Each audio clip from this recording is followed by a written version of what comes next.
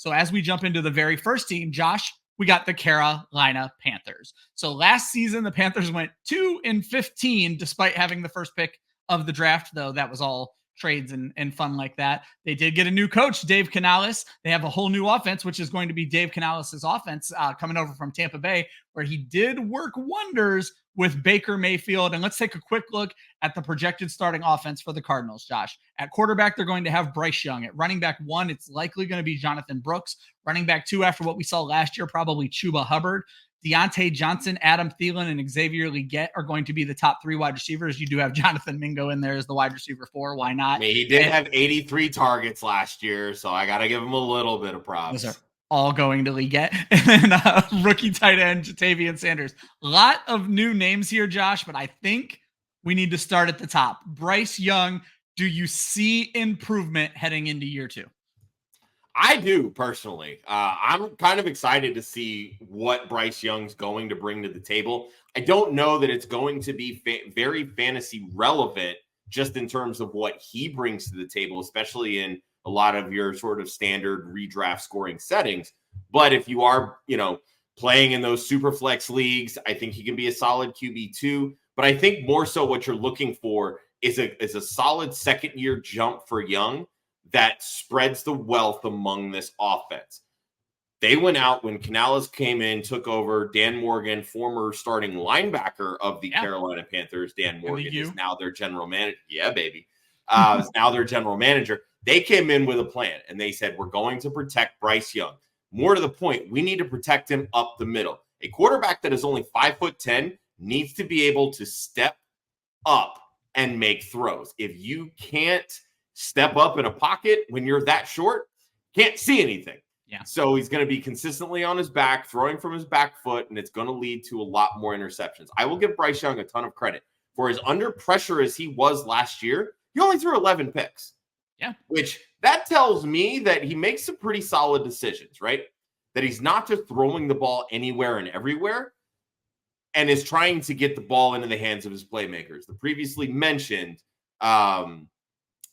Jonathan Mingo had 83 targets last year. Okay, great. They were very empty. I don't even think it was a 50% catch rate. This year, they bring in someone like Diontae Johnson for all of the drops, talk, and everything else. It's volume-based, right? He has 140 targets every year. So I'm less concerned with the amount of drops and that sort of thing. Yeah. But Diontae Johnson's going to catch 60 to 62% of his passes. They brought in 2 very high-priced guards to protect Bryce Young. They have Taylor Moton. They have a new offensive system. You draft a running back. You draft a wide receiver. You draft a tight end. This is going to be an offense that has a lot of hiccups, but this is a former number 1 overall pick. He has talent, right? Yeah. He can do the things that they need him to do. He just needs a good system.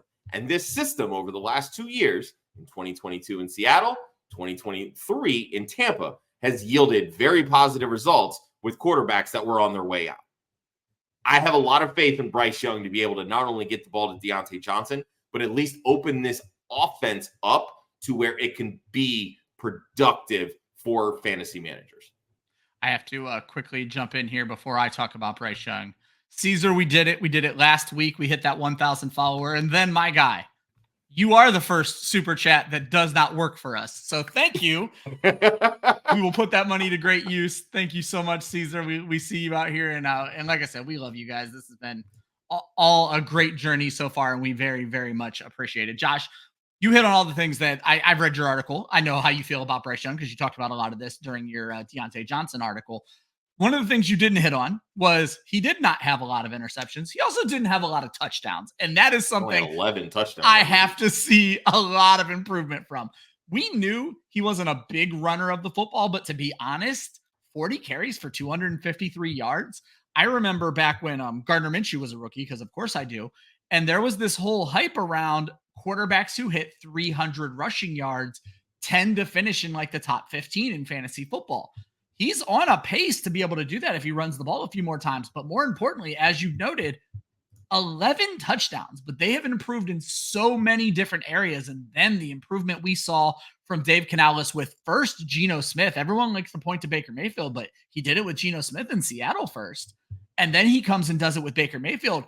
It's hard not to look at this guy and think that he's not going to be able to step in and fix whatever is ailing Bryce Young. And Bryce Young, while a slight and small guy, we've seen talent from him on the field. It's just time to see it all get put together. And the big thing is he was throwing to fucking Adam Thielen as his number one wide receiver last year. Now you have Diontae Johnson. You have this Xavier Legette. I'm not a great film grinder, but one of the comps people wanted to give Legette was Deebo Samuel. And that's because they both went to the same school, this, that, and the other. When I watched it, it immediately screamed Brandon Ayuk to me. And I'm not saying Legette is going to be as good as Ayuk, but I'm not saying he's not going to be either. And if this offense can run like the offenses we've seen over the last 2 years in Tampa Bay and Seattle, I do think it is going to be a highly improved offense, Josh. Oh, 100%. Yeah, I look at this offense. What you're looking for is the top 2 targets, right? Dave Canales from Seattle, Tampa Bay. You have 2 guys that are sitting at or higher than 20% target share. So then it becomes, which of these guys profile into those specific buckets, right? Legette is the bigger player. He's 6'1", but he is 220, right? So ideally, he's likely going to be in that Evans DK role. And then you have Diontae, who's about 5'10", 183 on a good week. Obviously going to play that sort of smaller side, which is like more of the Lockett and Chris Godwin role. Yeah. When Metcalf first went to Seattle, he didn't immediately lead the team in targets. That was Tyler Lockett, right? Tyler Lockett held but that by role. year 2, things kind of started to swing a little bit, right? I don't see it an issue with that same exact logic happening here, where Diontae Johnson comes in, dominates the targets in that 23 to 25% target share range, and Legette slowly starts to work his way up. I think really the time frame is going to be probably the first 8 weeks or so is likely going to be Adam Thielen in more that wide receiver 2 role. And then they're going to realize, damn, this guy's 34 years old. He's old. He's slow. Let's maybe get the rookie involved, right? And then you're going to start to see that progression with the rookie. Logically speaking, that makes sense. Does it always happen? No, because we don't know how much of this playbook Legette is going to be able to swallow and consume that quickly. So that's why, like, when I did my projections, and Ryan, I'm very curious to see how you had sort of the target share breakdown amongst these wide receivers. Like, I did it more of I have Johnson roughly 25%, and then I have Legette at about 17 and Thielen right around 15%. Yeah. First of all, I almost DM'd you right after I read your article. We picked the exact same number of passing targets for them. We both have them at 569 targets, which probably means that their way under or way their over. Stat lines are the same exact, because I didn't really go through and tweak too much of the yards per reception, the catch percentage, any of that. I wanted to get everything done, and then I was going to go back through and kind of tweak everything from there. So I have Diontae at 27% target share. Both the other guys floating at around 60%. So you went even higher on Diontae. I did. Okay. I think they're going to lean on Diontae Johnson first year. I think he is heads and tails the best wide receiver in this offense. I don't think Dave Canales is dumb. I think he's going to use him in a Chris Godwin role. Chris Godwin was around 140 targets last season. He had 133 targets last year, I believe. So I think that's the role. Speaking of Diontae Johnson and Josh, this could be a short segment. You wrote the article, you wrote the autobiography of Diontae Johnson over the last 4 seasons. I don't know that I'm going to have much to add, but why don't you go ahead and talk to people about Diontae Johnson? Yeah, when Diontae decides to write a memoir, I need to be his first phone call. Yeah. But no, so like the thing that obviously Deontay's greatest strength is his separation, right? And I've talked about this numerous times, not just on this particular show, but literally every single show that I've ever appeared on.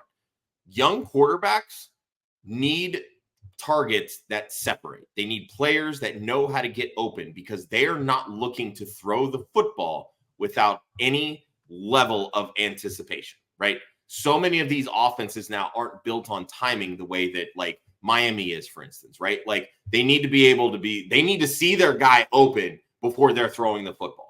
And when you don't have wide receivers that can separate, because let's be real here, Jonathan Mingo was very unpolished heading into the league last year, and it showed when he actually 100%. Saw targets.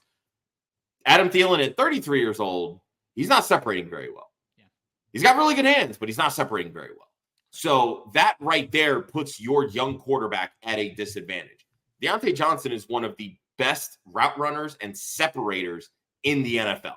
That right there is going to exponentially improve Bryce Young's stock, because he can better anticipate when to make throws. getting those two guards in the center there also helps his cause. But all Diontae Johnson has to do is just turn the corner and he's open because he separates with the best of them.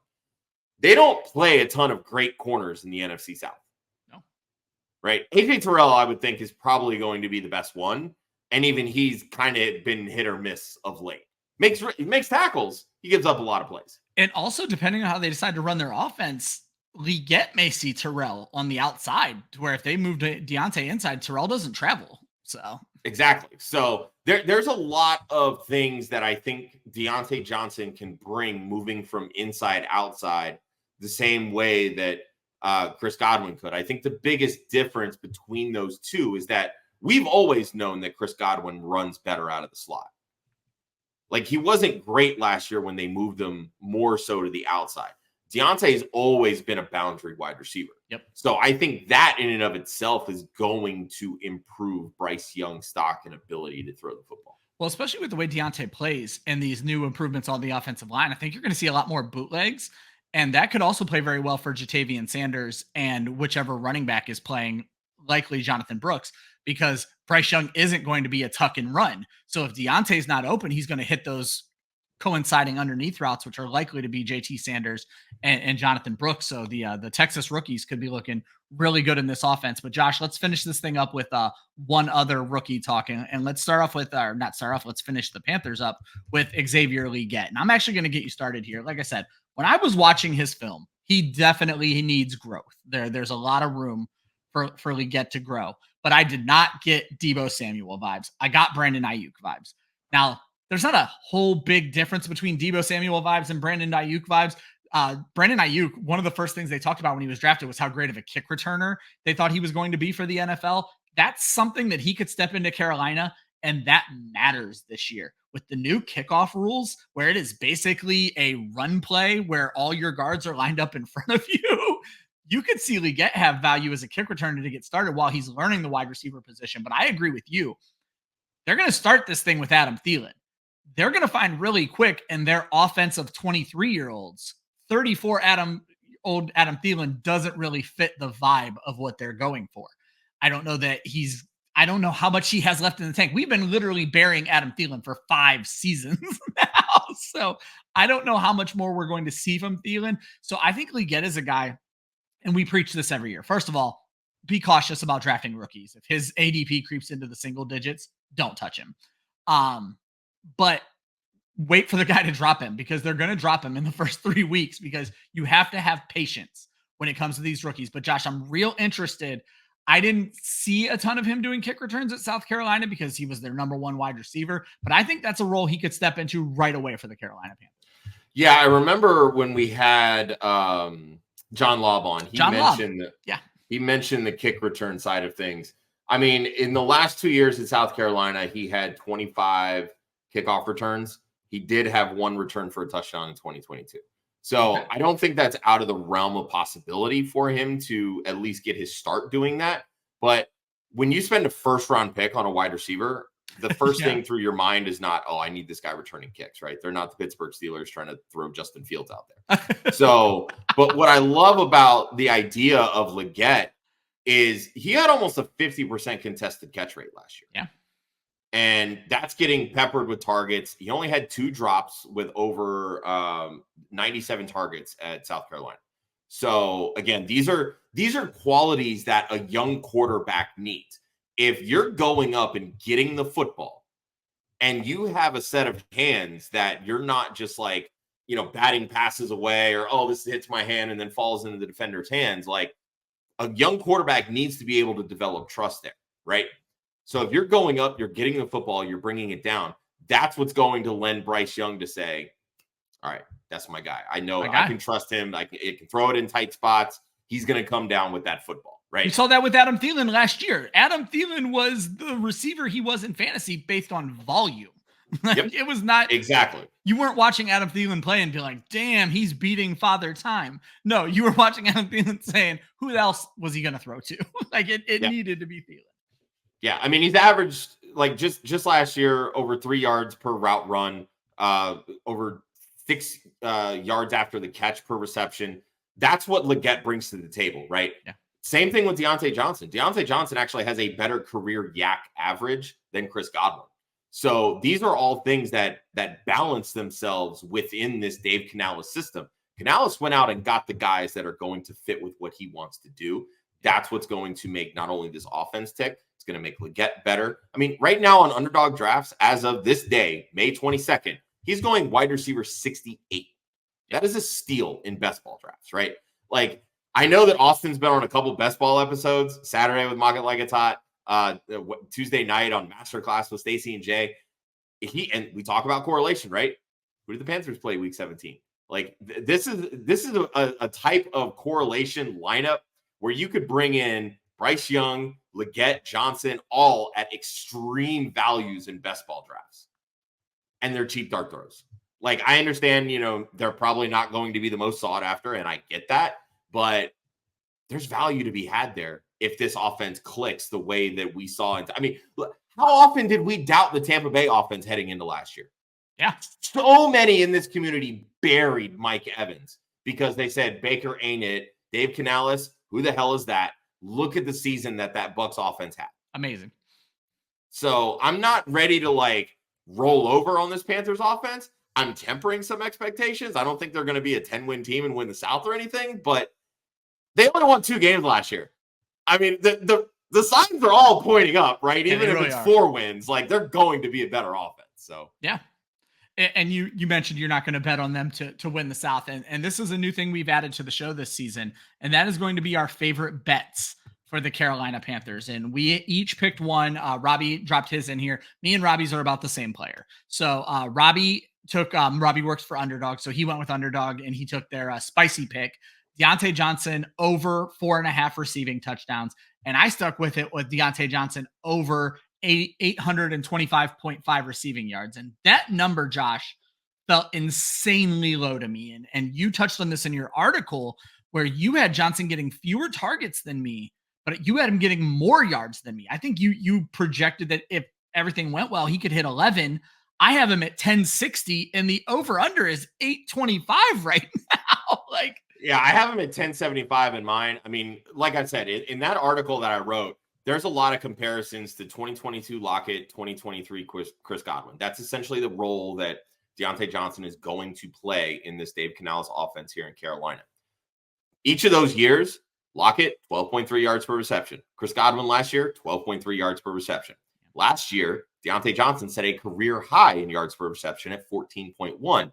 That was after Matt Canada got fired and the Pittsburgh Steelers actually started throwing the football downfield. Yeah. So if you're telling me that an offensive coordinator comes in and says, you know what, my guy's got some speed, maybe we should let him get the ball in space, right? We know how good he can separate. We know how good of a target earner Diontae Johnson is because that's all he's done over his entire career is earn over a 20% target share. You tell me why he can't hit over 12 yards per reception in this offense. This should be such an easy smash on the higher. 825.5. That's going to slowly work its way a lot closer to 900 by the start of the season. I agree. I need to go look at some of these numbers as they come out. I did want to give a quick disclaimer. Not a lot of prop bets out there in the world right now. For each team on Underdog, there's 1 or 2 players.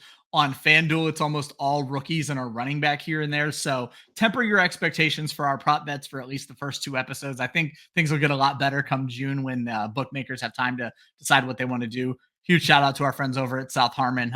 Always glad to see you guys in the chat. And Josh, I really liked your last bet you put out there for the Panthers. I'll let you introduce it and then I'll give some thoughts.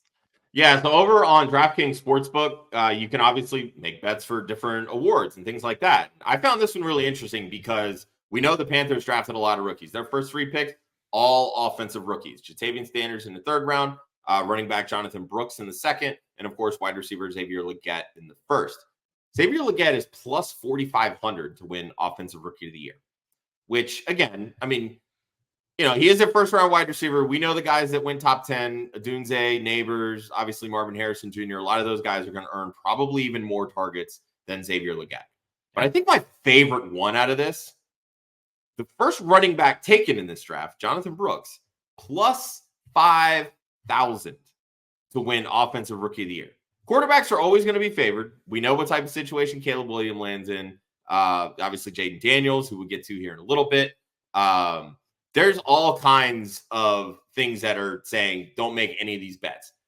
Look at what happened a couple years ago with the Jets when they had Breece Hall, Garrett Wilson. Both of those guys, if healthy, likely would have finished 1-2 in the Offensive Rookie of the Year voting. Garrett Wilson ended up winning it, right? Who's to say that these guys can't come out guns blazing, light up the scoreboard, and these quarterbacks underwhelm? I think plus 5,000 on Jonathan Brooks isn't the worst bet in the world. I like it. And I looked at that bet and immediately was like, you said, obviously you can't guarantee these are going to win. At plus 5,000, a $1 bet pays you $50. I'll take those odds all day. And I love what you said about Brooks.